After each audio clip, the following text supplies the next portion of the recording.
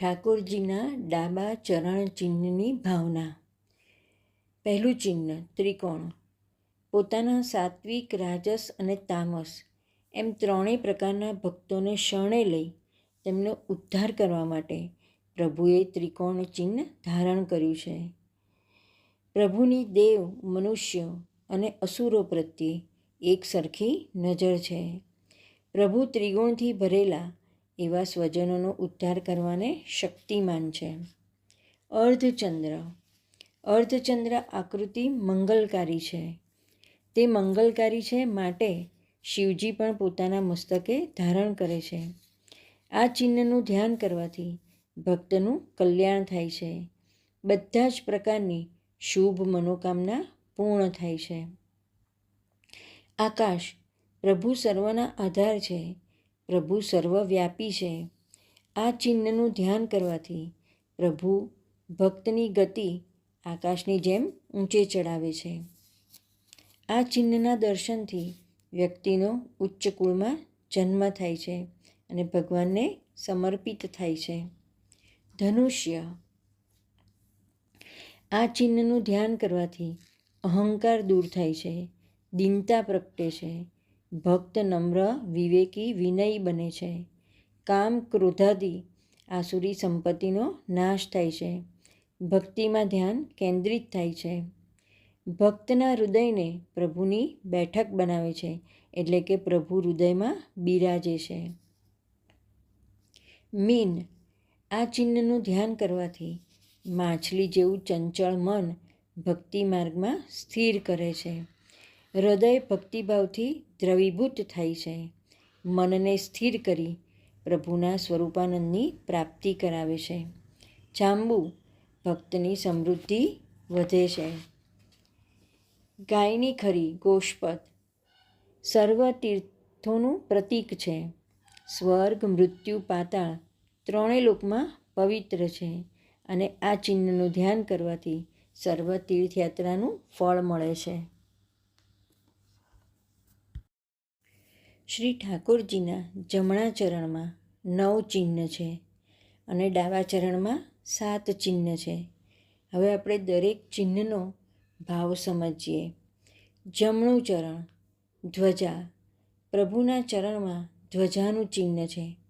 આ ચિહ્ન ભગવાને ભક્તને નિર્ભય બનાવવા ધારણ કરેલ છે. આનું ધ્યાન કરવાથી ભક્તને મળવા પ્રભુ સામે ચાલીને પધારે છે અને જીવને ભગવત સ્વરૂપનું જ્ઞાન થાય છે. વ્યક્તિ કોમળ હૃદયનો બને છે અને ભક્તને કાલધર્મ પર વિજય અપાવે છે. બીજું અષ્ટકોણ. આ ચિહ્નનું ધ્યાન કરવાથી ભક્તને અષ્ટસિદ્ધિ મળે છે અને તેનો 8 દિશામાં પ્રભાવ પ્રસરે છે. સમૃદ્ધિની પ્રાપ્તિનું પ્રતીક છે. અંકુશ. હાથી બળવાન હોવા છતાં નાના અંકુશને વશ રહે છે. તેમ આ ચિહ્નનું ધ્યાન કરવાથી ભક્તનું મન કાબૂમાં રહે છે. આ ચિહ્ન મનોનિગ્રહરૂપી ફળ આપે છે. જવ. જવનું ચિહ્ન ધારણ કરતા પ્રભુ પોતાનું સૌથી વધુ કીર્તિમાન હોવાનું પ્રસિદ્ધ કરે છે. ધાન્ય માત્રનો રાજા જવ છે. આ ચિહ્નના ધ્યાનથી ભક્તની કીર્તિ વધે છે. વૈદિક કર્મો ન થઈ શક્યા હોય તો આ ચિહ્નના ધ્યાનથી ભક્ત કૃતાર્થ થાય છે. કમળ. કમળનું ચિહ્ન ભક્તને ત્રિવિધ તાપની શાંતિ અને પ્રફુલ્લિતતા આપે છે. ભક્તના મનની ચિંતા દૂર થાય છે. ભક્તનો ભગવાનમાં નિરોધ સિદ્ધ કરે છે અને રાસવિલાસનું સુખ આપે છે. ઉર્ધ્વ રેખા. ચરણના અંગૂઠાથી એડી સુધીની સળંગ રેખા તે ઉર્ધ્વ રેખા છે. શ્રી ઠાકોરજીના ચરણમાં જેઓની બુદ્ધિ છે તેવા ભક્તોની ક્યાંય પણ અધોગતિ થતી નથી. મોક્ષ માર્ગની નિશાની છે. વ્રજલીલાના અમૃત રસનું દાન કરે છે. વજ્ર. આ ચિહ્નનું ધ્યાન કરવાથી પાપનો નાશ થાય છે.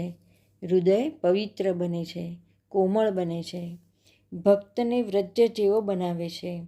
મન અને હૃદયની કુભાવનાઓને નષ્ટ કરવાની શક્તિ આ ચિહ્નમાં છે. સ્વસ્તિક.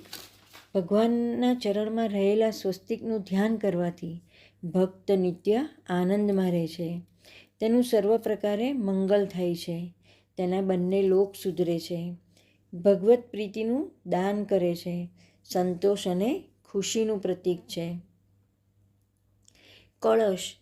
કળશના ધ્યાનથી સર્વથા મંગલ થાય છે. અમંગલનો નાશ તથા મંગલની પ્રાપ્તિનું પ્રતીક કળશ છે. રસયુક્ત હૃદયવાળાની જ માર્ગમાં સ્થિતિ છે તે બતાવવા માટે આ ચિહ્ન છે. કળશના દર્શનથી જીવન મંગલમય